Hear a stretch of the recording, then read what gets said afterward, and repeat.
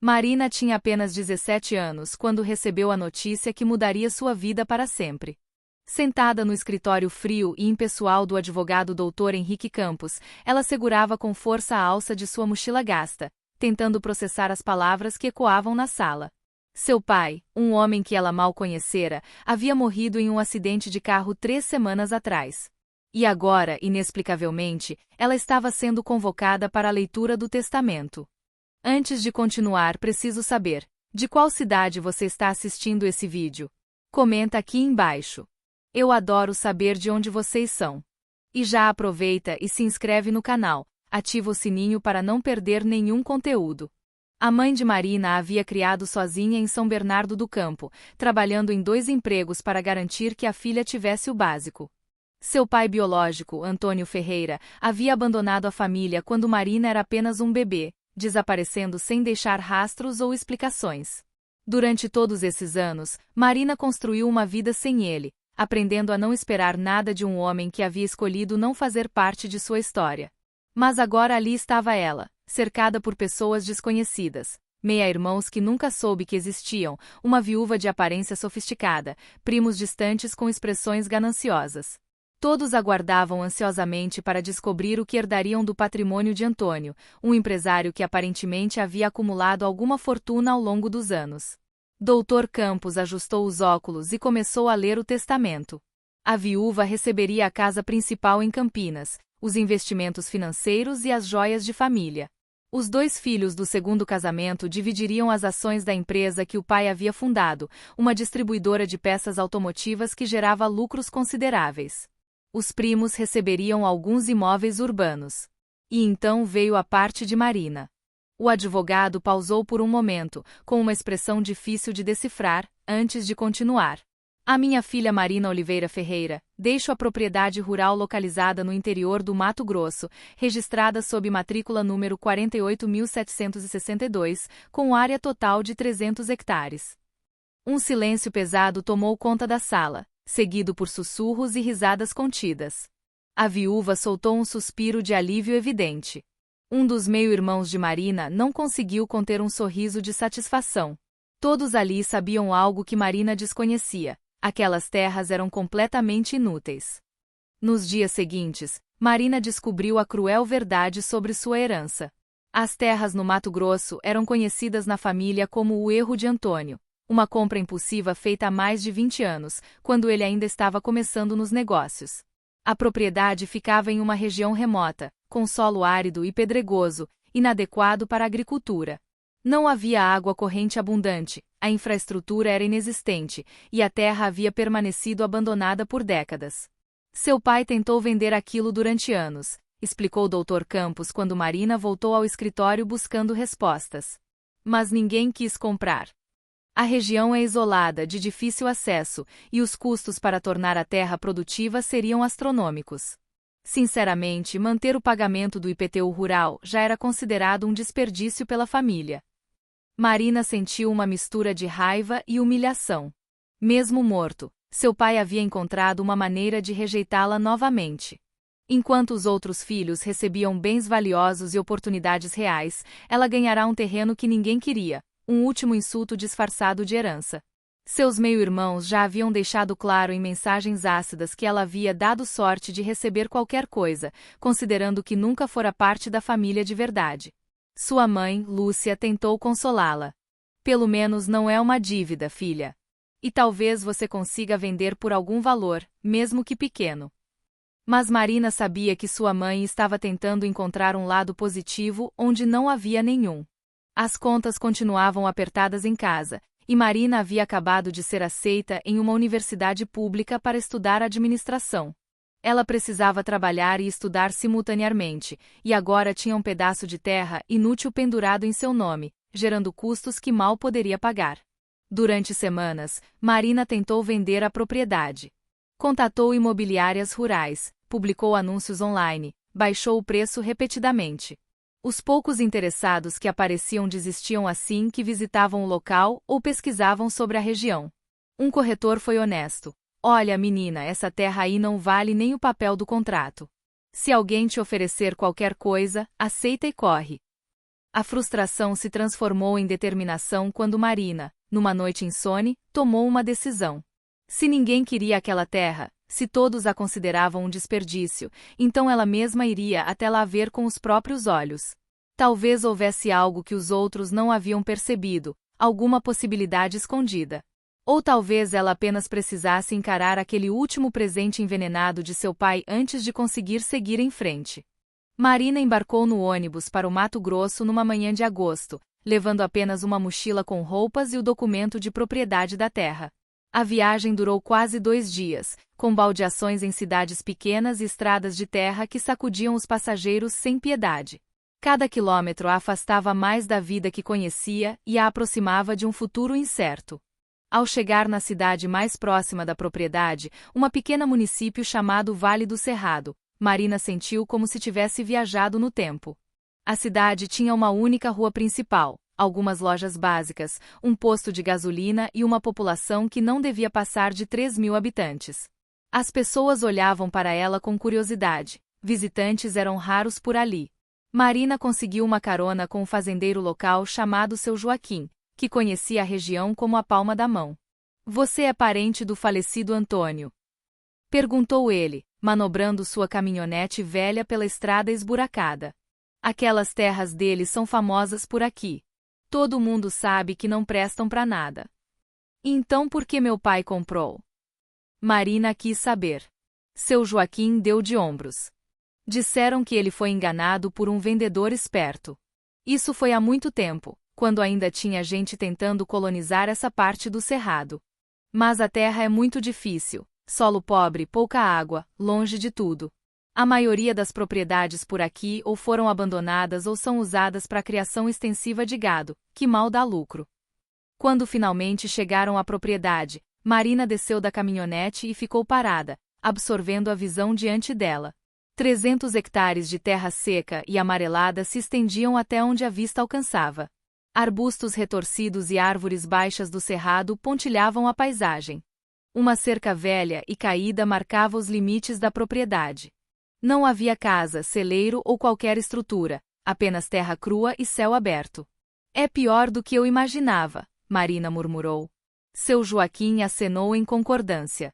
"Mas já que você veio até aqui, quer que eu te mostre os limites da propriedade? Tenho tempo hoje." Marina aceitou, e passaram as próximas horas caminhando pelos terrenos. O sol escaldante do cerrado castigava sem misericórdia. Marina notou que havia algumas áreas com formações rochosas interessantes. Surpreendentemente, um pequeno córrego que corria na extremidade norte da propriedade. Aparentemente, havia um pouco mais de água do que todos pensavam. Marina decidiu ficar alguns dias em Vale do Cerrado, alugando um quarto simples em uma pousada familiar. Ela não sabia exatamente o que estava procurando, mas algo a impedia de simplesmente desistir e voltar para casa.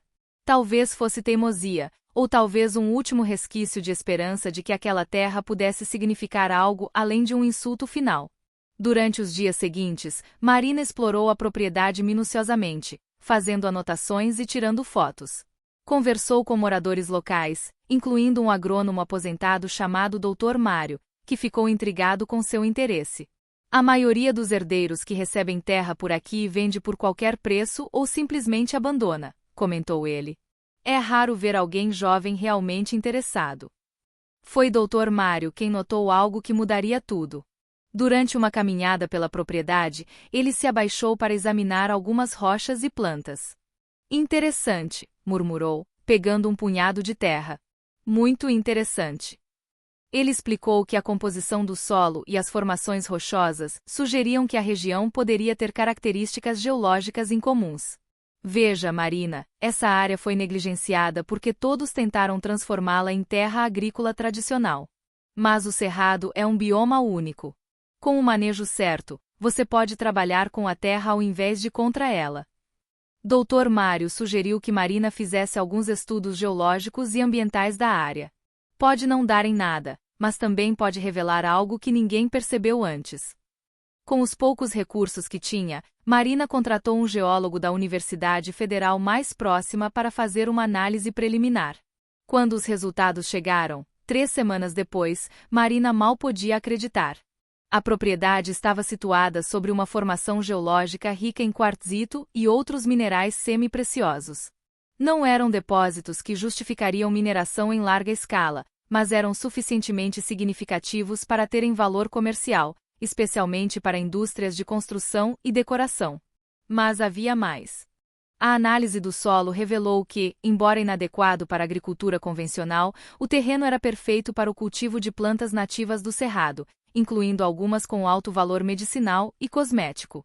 E a escassez aparente de água era apenas aparente. Estudos mais profundos mostraram que havia um aquífero subterrâneo acessível a profundidades razoáveis, capaz de sustentar projetos de agricultura sustentável. Marina ficou acordada a noite inteira, relendo os relatórios. Sua mente trabalhava freneticamente, conectando possibilidades. Aquela terra que todos desprezaram, que foi dada a ela como um insulto, na verdade tinha potencial.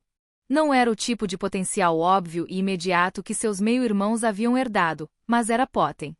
De volta a São Bernardo do Campo, Marina trancou a matrícula na universidade e tomou a decisão mais arriscada de sua vida. Ela iria investir tudo naquela terra. Sua mãe ficou apavorada. Marina, você está jogando seu futuro fora por causa de um pedaço de terra que ninguém quer. Mas Marina tinha um plano, e pela primeira vez em sua vida, sentia que tinha controle sobre seu próprio destino. Com a ajuda de Dr. Mário e alguns contatos que ele tinha, Marina elaborou um projeto de exploração sustentável da propriedade.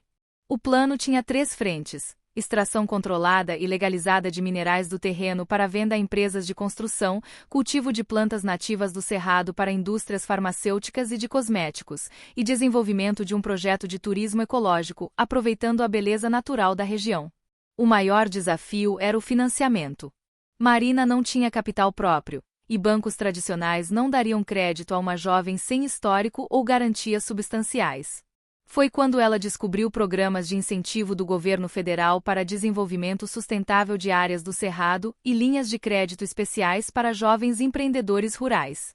Ela passou meses elaborando propostas, preenchendo formulários intermináveis, participando de concursos de projetos. A persistência valeu a pena. Marina conseguiu uma combinação de microcrédito rural, um pequeno investimento de um fundo de impacto focado em conservação ambiental e uma parceria com uma cooperativa de produtores locais. Não era muito, mas era suficiente para começar. Aos 19 anos, Marina se mudou permanentemente para o Mato Grosso, vivendo em um container adaptado no próprio terreno. Os primeiros 2 anos foram brutais. Marina trabalhava das 5 da manhã até tarde da noite, aprendendo na prática sobre geologia, agricultura sustentável, gestão de negócios e todas as 1000 pequenas coisas necessárias para transformar terra bruta em empreendimento viável. Ela enfrentou pragas, secas sazonais mais severas que o esperado, problemas burocráticos intermináveis e o ceticismo constante de todos ao redor. Houve momentos em que Marina quis desistir, especialmente quando o dinheiro acabou e ela teve que tomar empréstimos pessoais com juros altos apenas para continuar. Mas ela se lembrava da expressão de alívio no rosto da viúva de seu pai quando Marina apenas recebeu aquelas terras inúteis. Aquela memória a impulsionava nos dias mais difíceis. Ela provaria que todos estavam errados, sobre a terra e sobre ela. A primeira grande virada aconteceu no 3º ano. Marina havia desenvolvido um relacionamento sólido com uma empresa de construção de alto padrão que usava pedras naturais do Cerrado em seus projetos de luxo.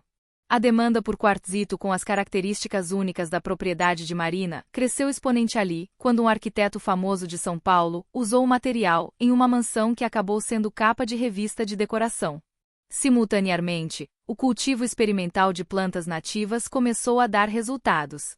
Marina havia se especializado em 3 espécies: Baru com suas castanhas nutritivas que começavam a ganhar popularidade no mercado gourmet, Pequi, cujo óleo era cada vez mais procurado pela indústria cosmética, e Barbatimão, uma planta medicinal com propriedades cicatrizantes comprovadas cientificamente. Ela estabeleceu contratos com cooperativas e empresas, garantindo compradores antes mesmo das colheitas. O projeto de turismo ecológico foi o último a decolar, mas acabou sendo o mais gratificante. Marina construiu chalés sustentáveis na propriedade, oferecendo experiências de imersão no Cerrado para visitantes de grandes cidades.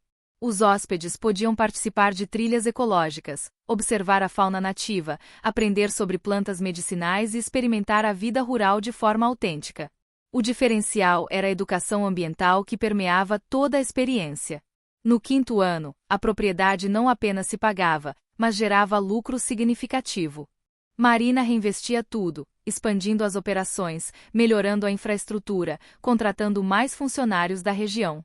Ela se tornou uma das maiores empregadoras de Vale do Cerrado, e seu sucesso começou a atrair atenção. Reportagens em jornais regionais, depois nacionais. Convites para falar em conferências sobre desenvolvimento sustentável e empreendedorismo rural. Marina nunca esqueceu de onde veio. Ela estabeleceu um programa de mentoria para jovens da região, especialmente mulheres, interessados em agricultura sustentável. Criou uma fundação que oferecia microcréditos sem juros para pequenos produtores locais. E, talvez mais importante, manteve os pés no chão, continuando a viver de forma simples e reinvestindo a maior parte dos lucros no próprio negócio e na comunidade. Aos 25 anos, Marina havia transformado 300 hectares de terra inútil em um complexo agroindustrial sustentável avaliado em mais de 8 milhões de reais, gerando empregos para 50 famílias e servindo como modelo de desenvolvimento rural sustentável. A jovem abandonada que herdou o que ninguém queria havia construído um império do zero, provando que valor não está na terra, mas na visão de quem a cultiva. A notícia do sucesso de Marina eventualmente chegou aos ouvidos de sua família paterna. Começou com uma ligação de um dos meio-irmãos, Felipe, que não falava com ela desde a leitura do testamento 5 anos antes. Sua voz era estranhamente amigável, quase melosa, enquanto ele falava sobre reconectar laços familiares e superar mal-entendidos do passado. Marina ouviu educadamente, mas não era ingênua. Ela sabia exatamente o que estava acontecendo. Dentro de semanas, começaram a surgir questionamentos legais sobre a herança.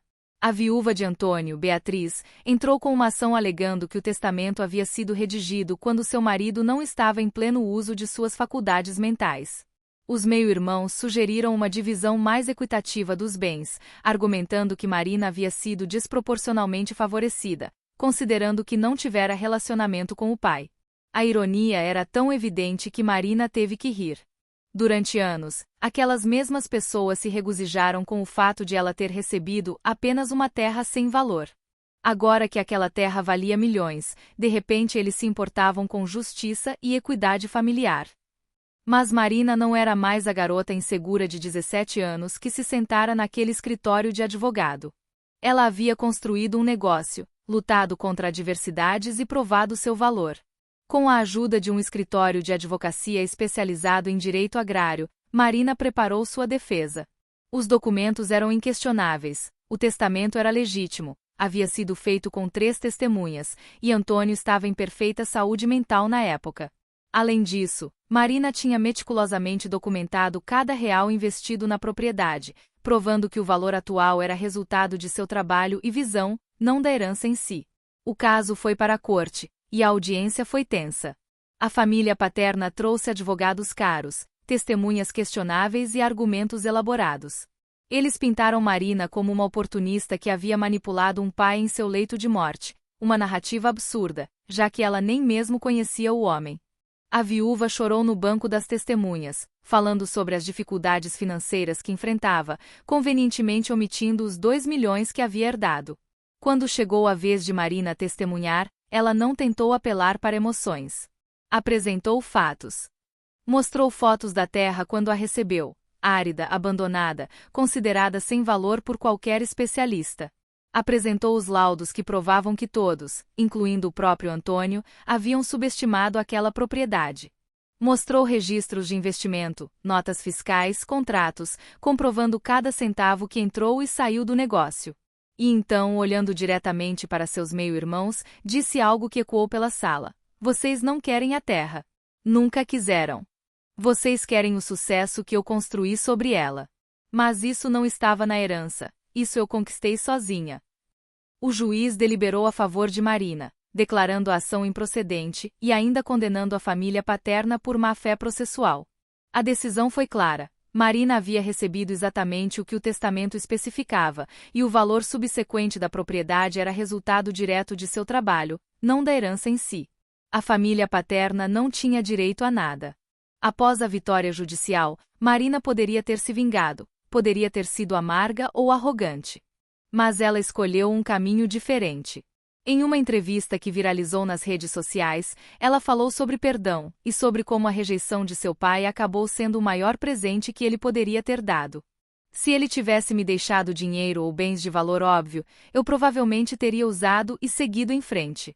Mas ao me dar algo que ninguém queria, algo que exigia visão e trabalho para ter valor, ele inadvertidamente me deu a oportunidade de descobrir quem eu realmente sou. A história de Marina inspirou inúmeras pessoas, especialmente jovens mulheres de origens humildes que não viam oportunidades para si mesmas. Ela começou a receber convites para palestras em universidades, programas de TV, eventos corporativos. Seu negócio continuou crescendo, mas ela manteve seus valores de sustentabilidade e responsabilidade social no centro de tudo. Aos 30 anos, Marina expandiu suas operações para outras áreas degradadas do Cerrado, replicando seu modelo de desenvolvimento sustentável. Cada nova propriedade que adquiria era uma área que outros consideravam sem valor: terra exaurida por agricultura predatória, regiões de difícil acesso, solos aparentemente improdutivos. E em cada uma, ela via potencial onde outros viam desperdício. A empresa de Marina, batizada de Terra Renascida, faturava mais de 20 milhões de reais anuais, mas mais importante que os números era o impacto. Centenas de famílias empregadas, milhares de hectares de cerrado recuperados, toneladas de CO2 sequestradas, comunidades inteiras revitalizadas. Marina provou que desenvolvimento econômico e sustentabilidade ambiental não eram conceitos opostos, mas complementares quando abordados com inteligência e comprometimento. Sua mãe, Lúcia, finalmente pode se aposentar confortavelmente. Marina comprou uma casa bonita para ela em São Bernardo e garantiu que nunca mais teria que se preocupar com dinheiro. Mas Lúcia visitava frequentemente a fazenda, orgulhosa de ver a mulher forte e determinada que sua filha havia se tornado. Quanto ao legado de Antônio Ferreira, Marina refletia sobre isso com uma perspectiva amadurecida. Ela nunca o conheceu, nunca teve a chance de perguntar por que ele a abandonou ou por que escolheu deixá-la àquela terra específica. Talvez tenha sido crueldade, talvez indiferença ou talvez, apenas talvez, um pai ausente tentando dar à sua filha desconhecida a única coisa que tinha valor real, uma oportunidade de provar a si mesma. No final, Marina disse em uma entrevista, ele me deu muito mais do que terras ou dinheiro. Ele me deu um desafio que me transformou em quem eu sou hoje. E por isso, de uma forma estranha, sou grata. A garota abandonada que recebeu terras inúteis havia se tornado uma das empreendedoras mais respeitadas do Brasil, não por ter herdado fortuna, mas por ter tido a coragem de ver valor onde ninguém mais via e a determinação de transformar rejeição em realização.